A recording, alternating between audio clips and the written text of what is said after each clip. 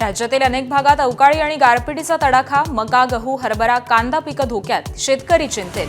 विदर्भ, मराठवाडा, मध्य महाराष्ट्रात पावसाचा जोर अधिक.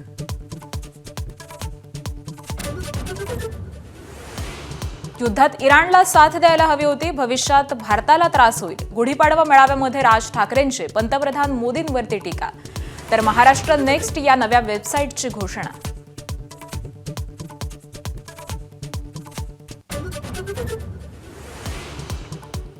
एकविसाव्या दिवशीही युद्ध सुरूच. अमेरिका इस्रायलच्या हल्ल्यात आतापर्यंत 1444 इराणी नागरिकांचा मृत्यू. तेल आणि नैसर्गिक वायू साठ्यांवरील हल्ल्यामुळे जगासमोर ऊर्जा संकट. चौदार तळ्याच्या सत्याग्रहाला 99 वर्ष पूर्ण. लाखो भीम अनुयायी महाडमध्ये दाखल. मुख्यमंत्री आणि दोन्ही उपमुख्यमंत्री महाडमध्ये उपस्थित राहणार.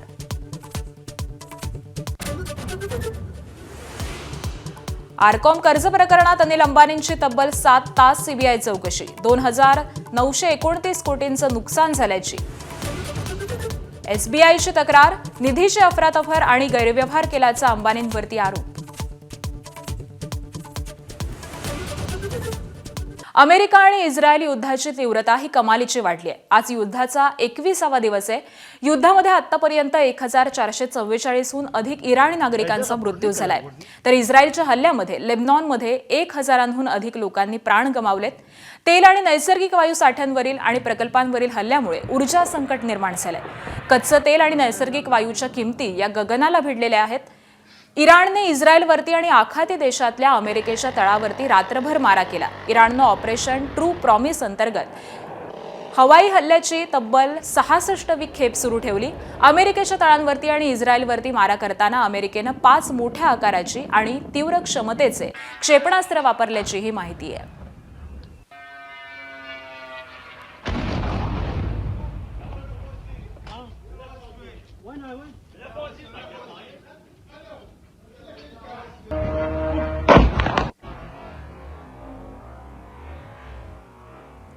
तर इराणनं इस्रायलवरती जोरदार हल्ले सुरूच ठेवलेत. इराणनं इस्रायलची राजधानी जेरुसलेमवरती क्लस्टर बॉम्बनं हल्ले केलेले आहेत. तर काही इराणी क्षेपणास्त्र इस्रायलनं हवेतल्या हवेमध्ये नष्ट केली आहेत. तर काही क्षेपणास्त्रांनी लक्ष्याचा वेध घेतल्याची माहिती आहे. इराणच्या हल्ल्यानंतर जेरुसलेममध्ये जोरदार सायरन वाजत होते. जेरुसलेममधल्या बेत शेमेश या भागामध्ये हानी झाल्याची माहिती आहे. तर जेरुसलेममध्ये एका तासांमध्ये तब्बल 4 वेळा हल्ल्याची सूचना देणारे सायरन हे वाजलेले आहेत.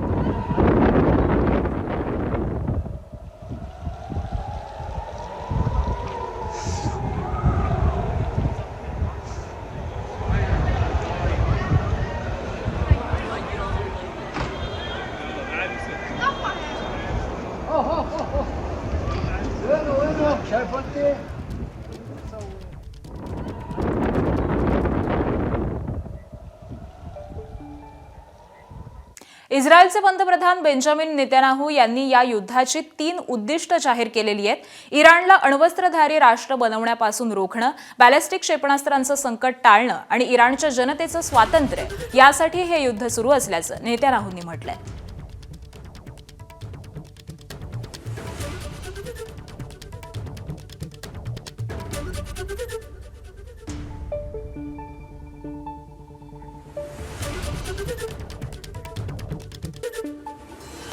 इराण विरुद्ध अमेरिका संघर्ष आणखी अकराळ रूप घेणार असल्याची भीती व्यक्त केली जाते.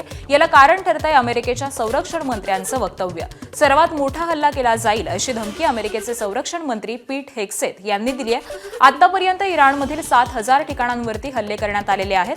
तसंच इराणची ताकद सातत्यानं कमी होत असल्याचं पीट हेगसेथ यांनी म्हटलंय. तर इराणनं लोकांपेक्षा शस्त्रास्त्रांवरती अधिक खर्च केल्याचा दावा देखील त्यांनी केलाय. हेगसेथ यांच्या या वक्तव्यामुळे तणाव आणखी वाढणार असल्याचं स्पष्ट दिसून येत आहे. इराणनं अमेरिकेच्या F-35 या स्टेल्थ लढाऊ विमानाला लक्ष्य केलंय. हल्ल्यानंतर या लढाऊ विमानानं अमेरिकेच्या तळावरील आपत्कालीन लँडिंग केलं. सध्या वैमानिकांची प्रकृती ही स्थिर आहे. आतापर्यंत अमेरिकेनं असा दावा केलेला होता की जगातील कोणतंही रडार किंवा हवाई संरक्षण या अदृश्य लढाऊ विमानाला शोधू शकत नाही. या अमेरिकेच्या दाव्याला इराणनं या कारवाईमध्ये मोठं आव्हान दिलंय. इराणच्या हल्ल्यामुळे कतारचा एकूण गॅस पुरवठा 17% नष्ट झालेला आहे आणि ही तूट पुढील 5 वर्षांपर्यंत भरून निघणार नाहीये. कतार एनर्जीच्या सीईओनी गुरुवारी रॉयटर्सला दिलेल्या मुलाखतीमध्ये ही माहिती दिली आहे. इराणी हल्ल्यामुळे कतारची 70% LNG निर्यात क्षमता ही ठप्प झाली आहे. या हल्ल्यामुळे कतारला अंदाजे $20 अब्ज वार्षिक महसुलाचं नुकसान झालंय आणि युरोप आणि आशियाला होणाऱ्या पुरवठ्याला देखील याचा धोका निर्माण झालाय. आणि जगभरामध्ये युद्धामुळे चिंता वाढलेली असताना मनसे अध्यक्ष राज ठाकरेंनी युद्धाबाबत भारतानं घेतलेल्या भूमिकेवरती भाष्य केलंय. शिवतीर्थावरती पार पडलेल्या गुढीपाडवा मेळाव्यामध्ये राज ठाकरेंनी केंद्रावरती जोरदार हल्लाबोल केला. भारतानं इराणला साथ द्यायला हवी होती, भविष्यामध्ये याचे परिणाम भोगावे लागतील असा इशारा देखील यावेळी राज ठाकरेंनी दिलाय. जो इराण इतकी वर्ष आपल्याला साथ देत होता, त्या इराणवरती ज्या प्रकारचे हल्ले होत आहेत आज, आपण इराणला साथ द्यायला पाहिजे होती.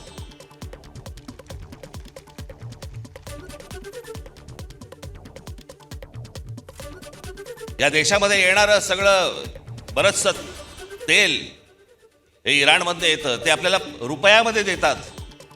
जो देश आजपर्यंत जम्मू काश्मीरच्या प्रश्नावरती देखील आपल्याला पाठिंबा देत आला, भारताला पाठिंबा देत आला, त्यांच्या मागे आपण आज अडचणीच्या काळामध्ये उभे राहिलो नाही, याचा त्रास निश्चित भविष्यात होणार आपल्याला. राज्यातल्या अनेक भागामध्ये अवकाळी आणि गारपिटीचा तडाखा सुरू आहे. महाराष्ट्रातील अनेक जिल्ह्यांना अवकाळी पावसानं झोडपून काढलंय. पुढील 1-2 दिवस हा धोका कायम राहण्याची शक्यता ही वर्तवली जाते. विदर्भ, मराठवाडा आणि मध्य महाराष्ट्रामध्ये देखील पावसाचा जोर अधिक आहे. धाराशिव, जालना, वाशिम, नांदेड आणि सांगली जिल्ह्यामध्ये विजांच्या कडकडाटासह गारपीट झाली आणि त्यामुळे शेतकऱ्यांच्या हातातोंडाशी आलेला घास हिरावून घेतला जातोय. सोसाट्याचा वारा आणि गारांच्या वर्षावामुळे रब्बी पिकांसह फळबागांचं देखील अतोनात नुकसान झालंय.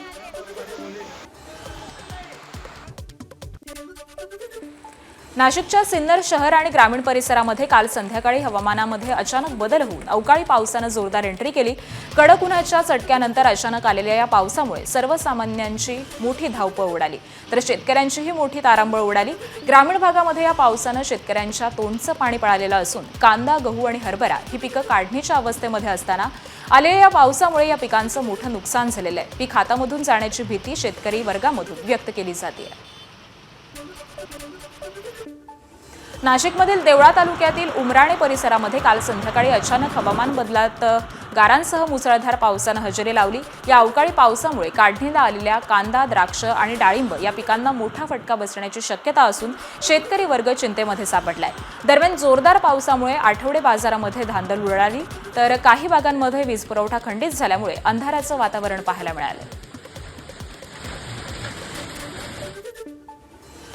मालेगाव शहरासह परिसरामध्ये काल वादळी वाऱ्यासह जोरदार गारपीट झाली आहे. या अवकाळी पावसामुळे नागरिकांची मोठी तारांबळ उडालेली असून जोरदार वाऱ्यामुळे अनेक ठिकाणी झाडं रस्त्यावरती कोसळलेली आहेत. या नैसर्गिक आपत्तीचा सर्वाधिक फटका कांदा आणि इतर पिकांना बसलेला असून शेतकरी पुन्हा एकदा संकटात सापडलाय. दरम्यान बसस्थानक परिसरामध्ये पावसानं प्रवाशांची मोठी धावपळ झाली. जळगावच्या चाळीसगाव तालुक्यामध्ये पुन्हा एकदा वादळी वाऱ्यासह अवकाळी पावसानं हजेरी लावली. या पावसानं पिकांचं मोठं नुकसान झालंय. काल संध्याकाळी 6 ते 7च्या दरम्यान अचानक वादळी वारा आणि जोरदार पाऊस सुरू झाला. ऐन काढणीच्या तोंडावरती असलेला मका, गहू, हरभरा, ज्वारी, केळी, मोसंबी या पिकांचं मोठं नुकसान झालंय. चाळीसगाव तालुक्यामध्ये प्रामुख्यानं दहिवत, राजमाने, दरेगाव, धामणगाव, लोंढे या गावामध्ये वादळी वारा आणि पावसाचा जोर होता. या भागातील पिकांचं मोठं नुकसान झालंय. अहिल्यानगर जिल्ह्यातील पारनेर तालुक्यातील ढवळपुरी आणि परिसरामध्ये वादळी वाऱ्यासह गारपीट झाली. हवामान विभागानं 17 ते 20 मार्च दरम्यान अहिल्यानगर जिल्ह्यामध्ये मेघगर्जनेसह वादळी पावसाचा अंदाज वर्तवलेला आहे आणि त्यानुसार काही भागामध्ये हलकासा तर काही भागामध्ये वादळी पाऊस झाला. जोरदार पावसामुळे शेतकऱ्यांची चिंताही वाढलेली आहे. अहिल्यानगर जिल्ह्यामध्ये कांदा काढणीला असलेला गहू, हरभरा, भुईमूग त्याबरोबरच तूर पिकांसह चारा पिकाचं देखील नुकसान झालंय. बीडच्या केज तालुक्यामध्ये आलेल्या अवकाळी पाऊस आणि गारपिटीनं केज तालुक्यामध्ये विविध पिकांचं नुकसान झालं. अवकाळी पाऊस आणि गारपिटीमुळे शेतकऱ्यांच्या तोंडाशी आलेला घास हा निघून गेलाय. काल झालेल्या अवकाळी पावसामुळे आणि गारपिटीमुळे आंब्याचा मोहर देखील खराब झालेला असून गहू, ज्वारी सारख्या काढणीला आलेल्या पिकांचं मोठं नुकसान झालंय. शेतातील भाजीपाल्याला देखील याचा फटका बसल्यामुळे शेतकरी पुन्हा एकदा संकटात सापडलाय. धुळ्यामध्ये झालेल्या अवकाळी पाऊस आणि गारपिटीमुळे पिकांचं नुकसान झालं. साक्री तालुका आणि शिंदखेडा तालुक्यामध्ये गारपीट झाल्यामुळे पिकांचं नुकसान झालंय. अवकाळी पाऊस आणि गारपीट यामुळे वातावरणात बदल झालेला असून यामुळे पिकांवरती विविध रोगांचा प्रादुर्भाव होण्याची भीती ही शेतकऱ्यांमधून व्यक्त केली जाते. संपूर्ण राज्यभरामध्ये अवकाळी पाऊस आणि गारपिटीचा इशारा देण्यात आलेला आहे आणि असं असताना काल संध्याकाळी संपूर्ण राज्यभरामध्ये अवकाळी पाऊस आणि गारपिटीची काही ठिकाणी हजेरी लागलेली आहे. यामुळे पिकांचं मोठ्यावरती नुकसान होत आहे आणि दुसरीकडे धुळे जिल्ह्यात सुद्धा काल अवकाळी पाऊस आणि गारपिटीची या ठिकाणी हजेरी लागलेली आहे. साक्री असेल, दोंडाईची असेल, या ठिकाणी देखील गारपीट चालली आहे आणि यामुळे पिकांचं मोठं नुकसान झालं आहे. आत्ता आपण धुळे तालुक्यातील वरखेडी या गावामध्ये आपण आहोत आणि या ठिकाणी जर आपण बघितलं तर हे जे काही हरभऱ्याचं पीक आहे, मक्याचं पीक आहे, हे या ठिकाणी पूर्णतः झोपून गेल्याचं आपल्याला पाहायला मिळत आहे.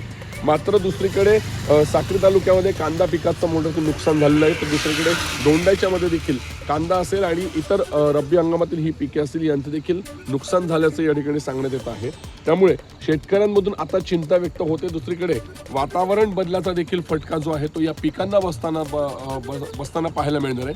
त्यामुळे इतर या पिकांवरती आता विविध रोगांचा प्रादुर्भाव जो आहे तो देखील वाढण्याची शक्यता आहे. त्यामुळे शेतकऱ्यांनी आता नुकसान भरपाई मिळण्याची मागणी देखील राज्य सरकारकडे करताना पाहायला मिळते आहे. नुकसान झालेल्या शेतीचे तात्काळ पंचनामे करण्यात यावे आणि नुकसान भरपाई मिळावी अशी मागणी आता शेतकऱ्यांमधून व्यक्त होताना पाहायला मिळते. धनंजय दीक्षित, एबीपी माझा, धुळे. नंदुरबारच्या सातपुडा परिसरामध्ये अवकाळी पावसानं तडाखा दिला. धडगाव तालुक्यातील भमाना परिसरामध्ये मुसळधार पावसासह तुफान गारपीट झालेली असून सगळीकडे गारांची पांढरी चादर पसरलेली होती. या आपत्तीमुळे हातातोंडाशी आलेली कैरी आणि आंबा पीक मातीमोल होण्याची भीती निर्माण झाली आहे. सततच्या हवामान बदलामुळे तिथले आदिवासी शेतकरी आणि बागायतदार मात्र पूर्णपणे हवालदिल झाले.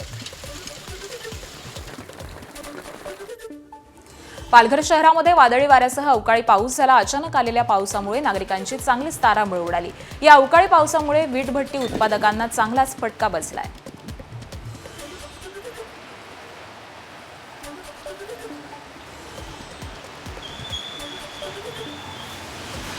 नांदेडच्या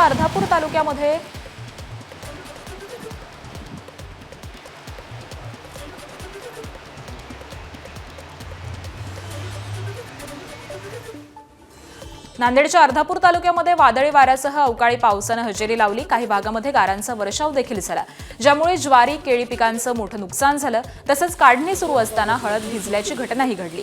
रोडगी, सोनाळा, चाभरा, खैरगाव आणि निमगाव या गावाच्या शिवारामध्ये पावसाचा जोर हा काहीसा अधिक होता. त्या भागातील शेतकऱ्यांचं मोठं नुकसान झालंय. सातारा जिल्हा परिषद अध्यक्ष आणि उपाध्यक्ष पदाची आज निवडणूक होणार आहे. अत्यंत गोपनीय पद्धतीनं सत्ता समीकरणाच्या हालचाली सुरू आहेत. राष्ट्रवादी आणि शिवसेनेनं जिल्हा परिषद सदस्यांना गेल्या 35 दिवसांपासून अज्ञातस्थळी हलवलं. त्यामुळे अज्ञातस्थळी असलेले 36 सदस्य सत्ता स्थापन करणार का, की यातील काही सदस्य भाजपच्या गळाला लागणार, याकडे आता सगळ्यांचंच लक्ष लागलंय.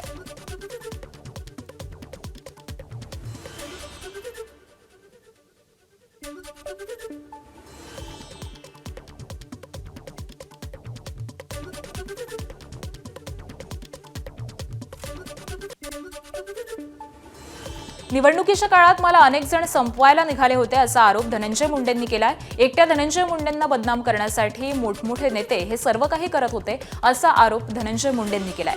माध्यमांमधून देखील आरोप होत असताना परळीची जनता पाठीशी उभी राहिली आणि निवडून आलो असं देखील धनंजय मुंडेंनी म्हटलंय. महाराष्ट्रभर नगरपालिकेच्या निवडणुकीचं वातावरण होतं.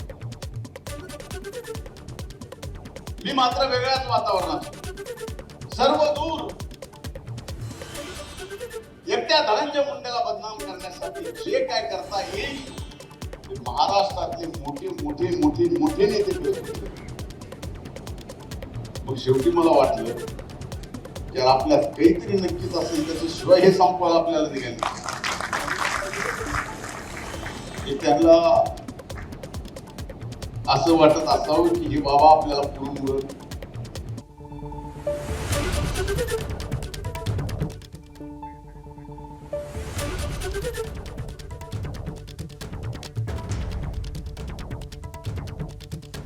बीडमध्ये शेतकरी सहवेदना पुरस्कार वितरण आणि व्याख्यान सोहळ्याचं आयोजन करण्यात आलं. या कार्यक्रमाला माजी राज्यमंत्री बच्चू कडू, एबीपी माझाच्या कार्यकारी संपादिका सरिता कौशिक यांची विशेष उपस्थिती होती। या कार्यक्रमामध्ये राज्यातील शेतकऱ्यांच्या अवस्थेबद्दल भाष्य करण्यात आलं। तसंच शेतकऱ्यांनी अडचणींना कसं सामोरं जावं, नवनवीन टेक्नॉलॉजीचा कसा वापर करावा याबाबत मार्गदर्शन देखील करण्यात आलं।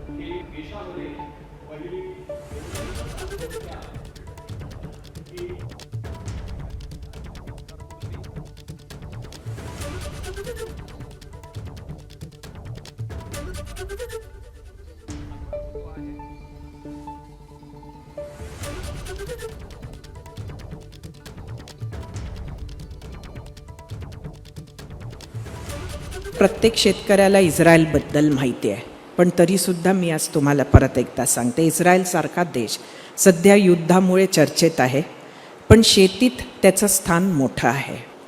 पण त्यांनी टेक्नॉलॉजीचा जबरदस्त वापर केलेला आहे आणि ती टेक्नॉलॉजी त्यांनी उत्तमरित्या शेतकऱ्यासाठी वापरली आहे।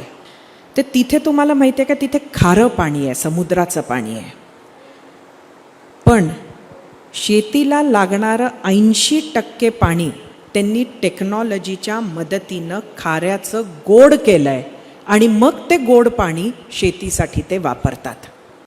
शेतकऱ्याला निसर्ग वेठीस धरतो, पण सरकार पण वेठीसच धरते, अशा पद्धतीची परिस्थिती आहे। आपल्या धर्मामध्ये आपण पाप पुण्य हे मानतो। मला वाटतं सगळ्यात मोठं पाप आपल्या आयुष्यातलं जर कुठलं असेल तर ते म्हणजे ज्या अधिकाऱ्यांना, ज्या नेत्यांनी शेतकऱ्यापर्यंत सिंचन आणायला हवं होतं मराठवाडा विदर्भाच्या, त्यांनी त्याच्यातला जेव्हा 1 रुपया खाल्ला तेव्हा कुठंतरी एक आत्महत्या झाली आणि त्यामुळे ह्याच्याहून मोठं पाप मला नाही वाटत दुसरं कुठलं आहे। नाशिकचा विकृत भोंदूबाबा कॅप्टन अशोक खरातला पोलिसांनी अटक केली आहे। अहिल्यानगर जिल्ह्यातील खबरदारी पुराडी या स्थानिक वृत्तपत्रामध्ये अशोक खरातचं थेट नाव न घेता कॅप्टन भोंदूबाबा या मथळ्याखाली वर्षभरापूर्वी वृत्त हे छापून आलेलं होतं। या बातमीमध्ये नाव न घेता खरातच्या कारनाम्यांचा उल्लेख करण्यात आलेला होता आणि त्यावेळी मात्र अशोक खरात यानं वृत्तपत्राचे संपादक दत्तात्रय खेमनर यांना 5 कोटींच्या अब्रू नुकसानीची नोटीस पाठवलेली होती। यासह महिला आयोगाच्या अध्यक्ष रुपाली चाकणकर यांनी देखील खेमनर यांना फोन करून माफीनामा सादर करण्यास सांगितल्याचा धक्कादायक असा प्रकार समोर आलाय। त्यामुळे चाकणकर यांना खरंच अशोक खरातचे काळे कारनामे हे माहीत नव्हते का, असा प्रश्न उपस्थित होतोय।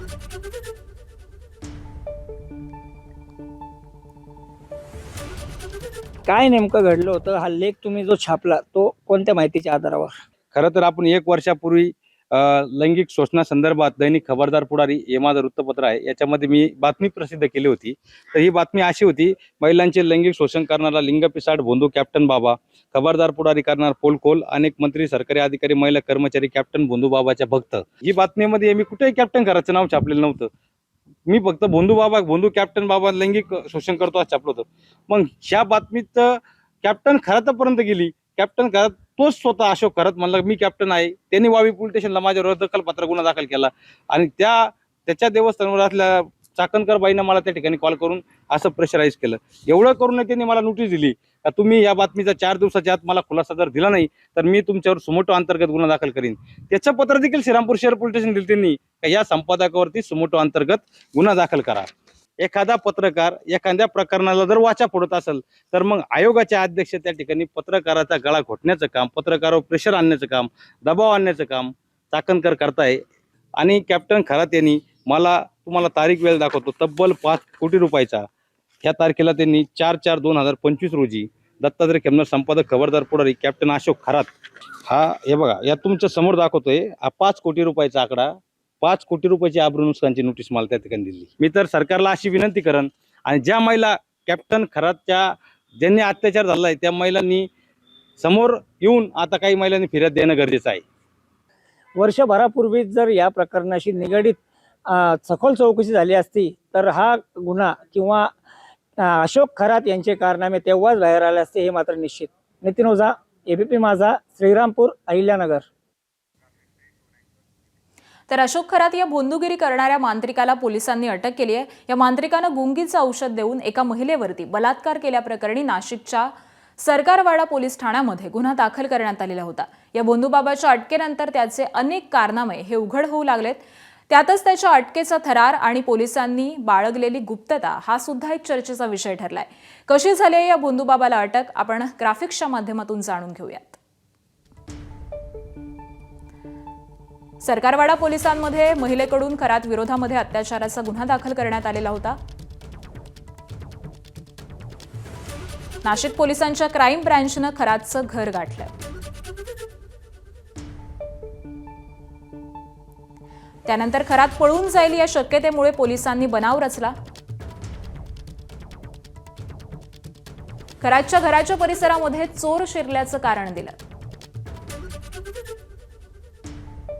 एक पथक खरातच्या घरात तर दुसऱ्या पथकाचा घराबाहेर पहारा होता. खरात घरात असल्याचं समजताच पोलिसांनी त्याला ताब्यात घेतलं.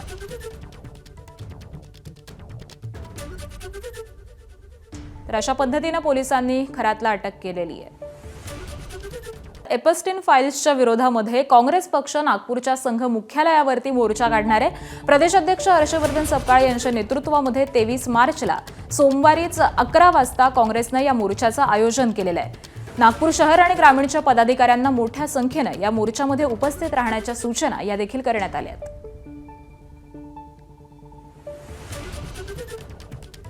तर प्रदेशाध्यक्ष हर्षवर्धन सपकाळ यांच्या नेतृत्वामध्ये काँग्रेसनं या मोर्चाचं आयोजन केलेलं आहे. एपस्टीन फाईलच्या विरोधामध्ये नागपूरच्या संघ मुख्यालयावरती हा मोर्चा काढण्यात येणार आहे. प्रदेशाध्यक्ष हर्षवर्धन सपकाळ यांनी तशा प्रकारच्या सूचना देखील केलेल्या आहेत. त्यांच्याच नेतृत्वामध्ये 23 तारखेलाच 11 वाजता काँग्रेसनं या मोर्चाचं आयोजन केलेलं आहे.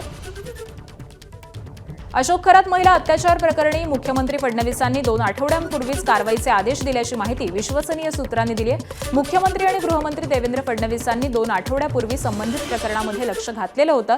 इतर कोणाला कळण्यापूर्वी या प्रकरणी पोलीस महासंचालकांशी बोलून कारवाईचे आदेश देखील दिलेले होते. संबंधित प्रकरणाचं गांभीर्य ओळखून खरातवरती शक्य ती कडक कारवाई करण्याचे आदेश हे करण्यात आलेले होते आणि या प्रकरणामध्ये महत्त्वाचे सगळे पुरावे, व्हिडिओ क्लिप या सगळ्या गोष्टी ताब्यात घेण्यात आल्या.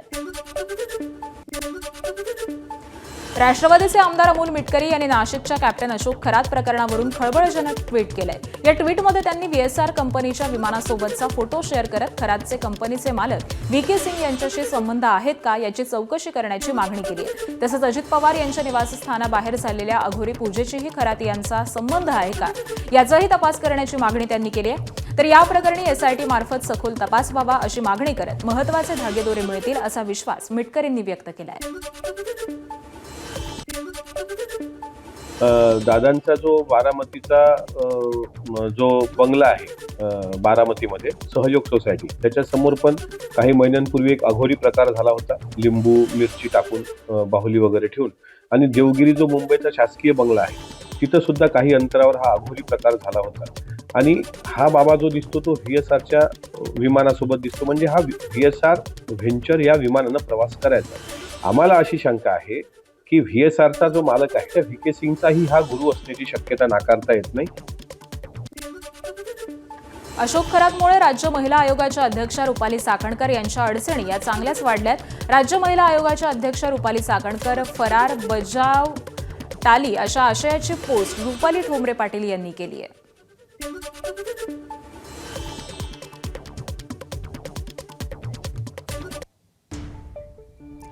पुढची बातमी पाहूया. शिवतीर्थावरती काल पार पडलेल्या गुढीपाडवा मेळाव्यामध्ये मनसे अध्यक्ष राज ठाकरेंनी केंद्रासह राज्य सरकारवरती जोरदार हल्लाबोल केलाय. महाराष्ट्राला गतवैभव प्राप्त करून देण्यासाठी सत्ता हातात घेणारच असा निर्धार देखील यावेळी त्यांनी बोलून दाखवलाय.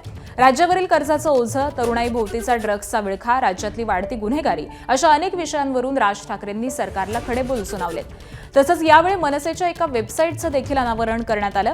महाराष्ट्रातील जनतेच्या कल्पना जाणून घेण्यासाठी महाराष्ट्र नेक्स्ट हे नवं व्यासपीठ तयार करण्यात आलंय. आपण जे उभे आहोत हे लक्षात ठेवा, हे महाराष्ट्रासाठी उभे आहोत. आणि मी जे बोलतोय तुम्हाला आता हे तुमच्या टाळ्यांसाठी बोलत नाहीये. मी जो तुम्हाला शब्द दिलाय या महाराष्ट्राचं गतवैभव प्राप्त करण्यासाठी म्हणून आपल्याला जी सत्ता घ्यायची ती सत्ता भविष्यामध्ये आपण हातामध्ये घेणार म्हणजे घेणार. हे मी फक्त तुमच्या टाळ्यांसाठी सांगत नाही. तो माझा आत्मविश्वास आहे. मी एक तुम्हाला सर्वांना आज हात जोडून विनंती करणार आहे, ज्यांनी महाराष्ट्र घडवला ना, ज्यांनी महाराष्ट्र मोठा केला ना, आणि महाराष्ट्रात आज देखील कृपया आपल्या महापुरुषांकडे आणि कोणाहीकडे जातीने पाहू नका. त्यांनी या महाराष्ट्रासाठी काय योगदान दिलं ना, ते सर्वात महत्वाचं आहे. हे तुम्हाला त्यांच्या मतांसाठी म्हणून तुम्हाला जातीमध्ये भिडवतायत आणि महाराष्ट्रामधून प्रत्येकाला वेगळं करतायत. हे कृपा करून करू नका. आज काय महाराष्ट्राची परिस्थिती होऊन बसली आहे. हे आमचे मुख्यमंत्री सांगतायत विकास करतोय. 3 ट्रिलियन डॉलरची इकॉनॉमी करायची महाराष्ट्राची. 11 लाख कोटीचं कर्ज आहे महाराष्ट्रावरती. 11 लाख कोटी. पृथ्वीराज चव्हाण ज्यावेळेला मुख्यमंत्री होते त्यावेळेला 2 लाख कोटीचं कर्ज होतं. त्याच्यानंतर हे 2014 ते 2026 मध्ये हे सगळं कर्ज 11 लाख कोटीवरती गेलं. मी एक नवीन वेबसाईट आत्ता महाराष्ट्राला अर्पण करतोय. महाराष्ट्र नेक्स्ट, महाराष्ट्र पुढचा मी तुमच्यासमोर उभा करतोय आत्ता. दाखवा रे. याच्यामध्ये हे सुरू झाल्यावरती तुम्हाला ऑप्शन्स आहेत मराठी आणि इंग्रजी. त्याच्यामध्ये तुम्ही मराठीमध्ये गेलात की त्याच्या बाजूला एक ऑडिओ फिल्म आहे. ही वेबसाईट कशी वापरायची, त्याच्यामध्ये आपल्या कल्पना नोंदवण्यासाठी म्हणून मी काही खाली विषय दिलेले आहेत. 27 विषय आहेत. मी मध्यंतरीच मुख्यमंत्र्यांना भेटलो, उपमुख्यमंत्र्यांनाही भेटलो. या शहरांचा ट्रॅफिकचा प्रश्न, गाड्या, उद्या मी तुम्हाला सांगतो अशी जर परिस्थिती जर अजून 5-10 वर्ष राहिली ना, घरातनं निघाल आणि तिकडेच असाल, हलता येणार नाही तुम्हाला. सगळंच गमावून बसतोय आपण, सगळं आपल्या हातातनं गमावून बसतोय. पहिल्यांदा त्या मोबाईल फोनच्या इंस्टाग्राम मधनं बाहेर या.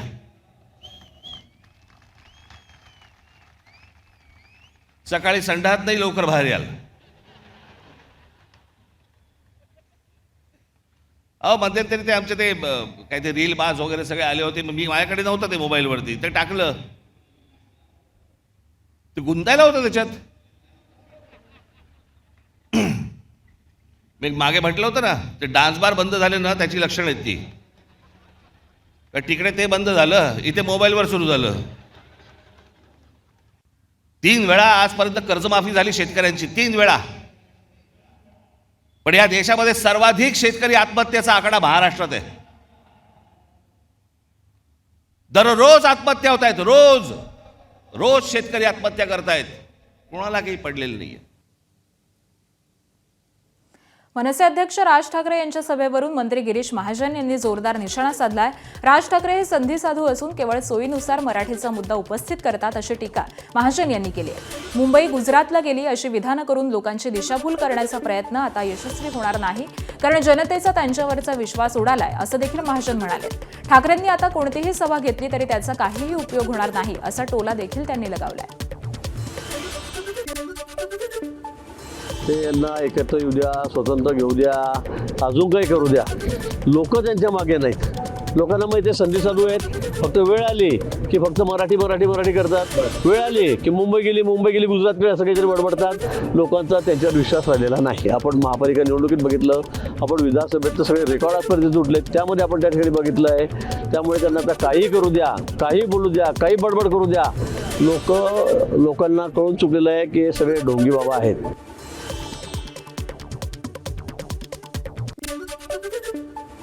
नागपुरात तरुण भारत दैनिकाचा शताब्दी वर्ष सोहळा पार पडला. या सोहळ्यानिमित्त सरसंघचालक डॉक्टर मोहन भागवत यांची प्रकट मुलाखत घेण्यात आली. यावेळी सध्याच्या सामाजिक परिस्थितीवरती मोहन भागवत यांनी भाष्य केलं. स्वयंसेवकांनी समाज माध्यमांवरती व्यक्त होताना विवेक ठेवला पाहिजे असं स्पष्ट मत हे मोहन भागवत यांनी मांडलंय. तर आताच्या जेनझी पिढीला देखील संघ कार्यालयामध्ये सहभागी करून घेण्यासाठी संघाकडून काय नियोजन करण्यात येतंय याबद्दल देखील सरसंघचालक मोहन भागवत यांनी मुलाखतीमध्ये स्पष्ट सांगितलं. गरज आहे, गरज होतही आहे. मीडिया इन्फ्लुएन्सर्स, यूट्यूबर्स या सगळ्यांच्या बैठकी, त्यांच्या याद्या बनवणं, मधून त्यांना बसवून विषय सांगणं, मटेरियल देणं, हे सगळं प्रचार विभागाने सुरू केलेलं आहे. होईल ते पूर्ण.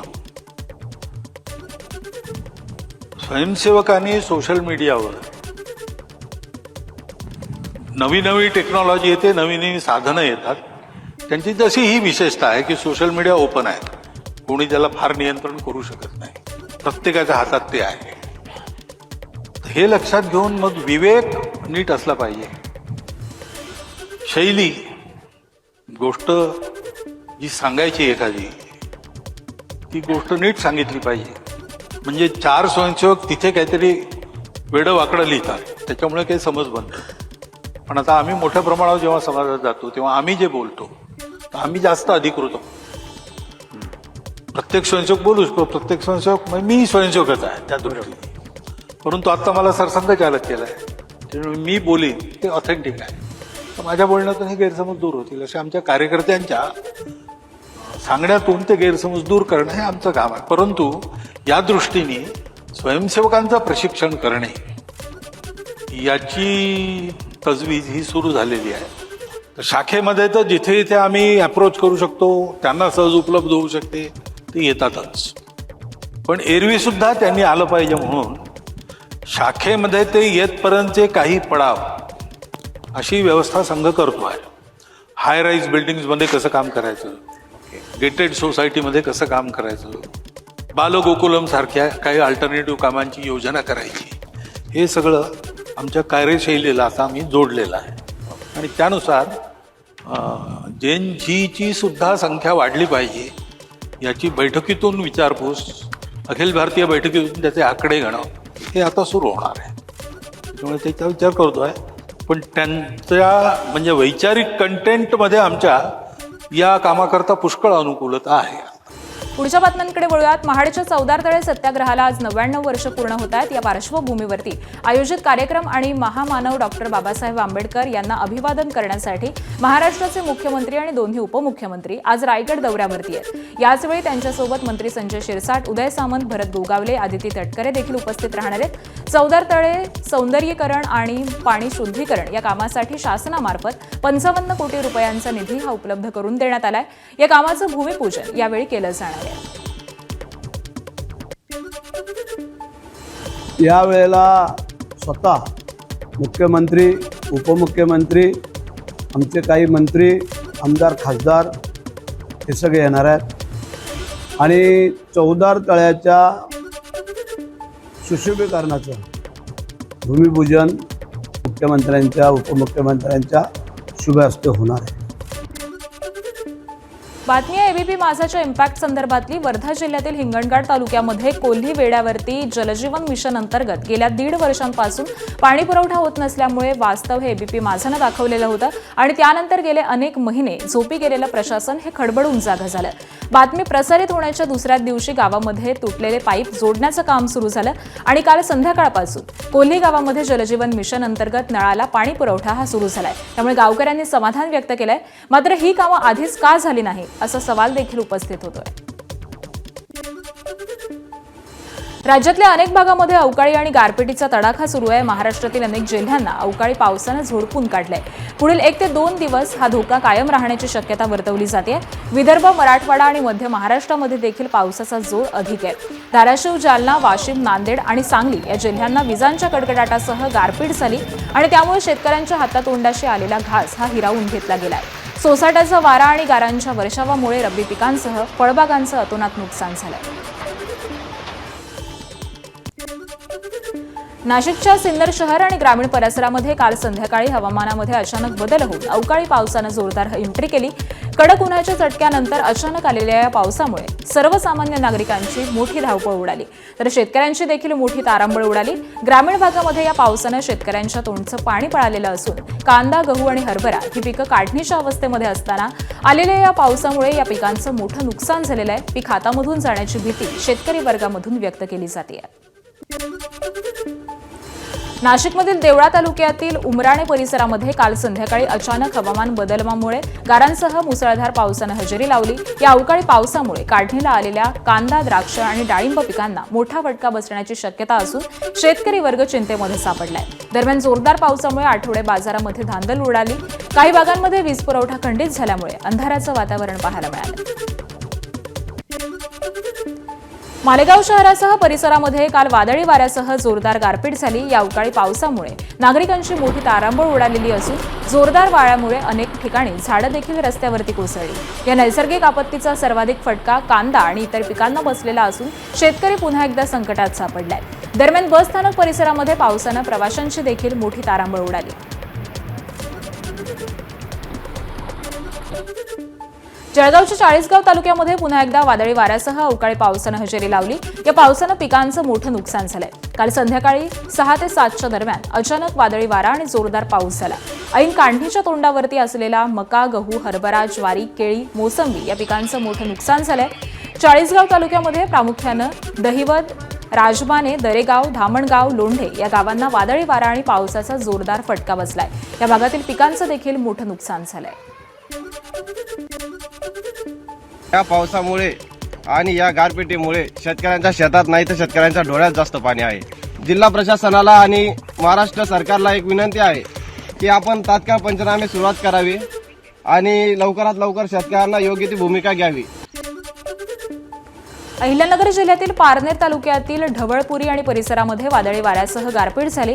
हवामान विभागानं 17 ते 20 मार्च दरम्यान अहिल्यानगर जिल्ह्यामध्ये मेघगर्जनेसह वादळी पावसाचा अंदाज वर्तवलेला होता आणि त्यानुसार काही भागामध्ये हलकासा तर काही भागामध्ये वादळी पाऊस झालाय. जोरदार पावसामुळे शेतकऱ्यांची चिंता वाढली आहे. अहिल्यानगर जिल्ह्यामध्ये कांदा, काढणीला आलेला गहू, हरभरा, भुईमूग, तूर पिकांसह चारा पिकांचं देखील मोठं नुकसान झालंय. बीडच्या केज तालुक्यामध्ये झालेल्या अवकाळी पाऊस आणि गारपिटीनं केज तालुक्यामध्ये विविध पिकांचं नुकसान झालं. अवकाळी पाऊस आणि गारपिटीमुळे शेतकऱ्यांच्या तोंडाशी आलेला घास गेलाय. काल झालेल्या अवकाळी पावसामुळे आणि गारपिटीमुळे आंब्याचा मोहर हा खराब झालेला असून गहू, ज्वारीसारख्या काढणीला आलेल्या पिकांचं देखील मोठं नुकसान झालंय. शेतीमध्ये भाजीपाल्याला देखील याचा फटका बसल्यामुळे शेतकरी पुन्हा एकदा संकटात सापडलाय.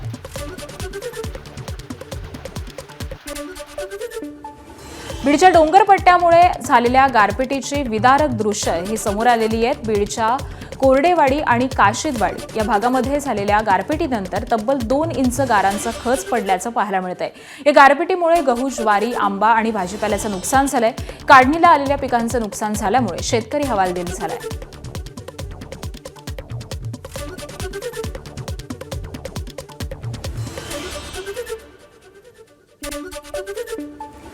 धुळ्यात झालेल्या अवकाळी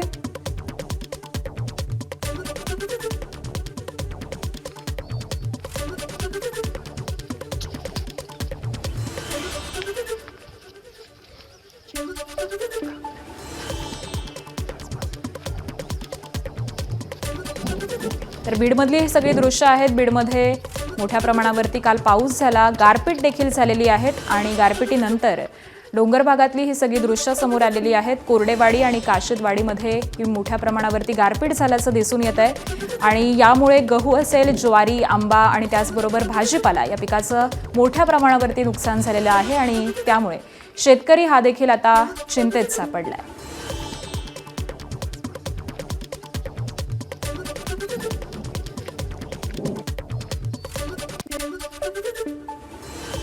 धुळ्यात झालेला अवकाळी पाऊस आणि गारपिटीमुळे पिकांचं नुकसान झालेलं आहे. साक्री तालुका आणि शिंदखेडा तालुक्यामध्ये गारपीट झाल्यामुळे पिकांचं नुकसान झालंय. अवकाळी पाऊस आणि गारपीट यामुळे वातावरणामध्ये बदल झालेला असून यामुळे पिकांवरती विविध रोगांचा प्रादुर्भाव होण्याची भीती ही देखील शेतकऱ्यांमधून व्यक्त होते.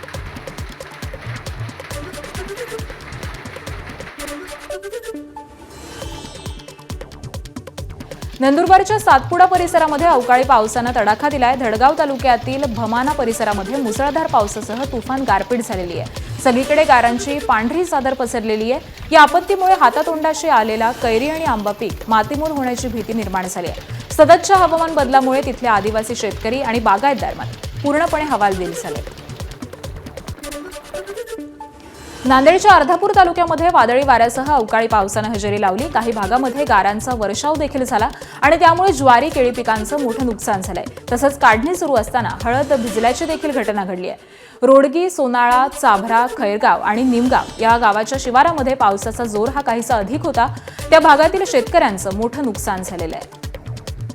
गारपिटीनं द्राक्ष बागांचं आणि अन्य शेतीमालाचं नुकसान होत आहे. कवठे महांकाळ तालुक्यातील मळणगाव इथल्या प्रतापराव शिंदे या द्राक्ष बागायत शेतकऱ्यानं कर्जाला कंटाळून आत्महत्या केलेली आहे. द्राक्ष बागेच्या सततच्या नापिकीमुळे बँकेचे 20 ते 25 लाख कर्ज हे फेडायचं होतं. या आर्थिक विवंचनेमध्ये सापडलेल्या शिंदे यांनी गळफास घेऊन आत्महत्या केल्याची दुर्दैवी अशी घटना घडली आहे. प्रतापराव शिंदे यांनी 3 एकर क्षेत्रामध्ये द्राक्ष बाग ही उभारलेली होती. गेल्या काही वर्षांपासून बदलत्या हवामानाचा फटका, वाढलेली उत्पादन खर्च, औषध आणि खतांच्या वाढत्या किमती आणि त्याचबरोबर बाजारातील अनिश्चितता यामुळे आर्थिक गणित हे पूर्णपणे विस्कळलेलं होतं आणि त्यानंतर त्यांनी आत्महत्या केलेली आहे अशी माहिती कुटुंबियांनी दिली आहे. एबीपी माझा, उघडा डोळे बघा नीट.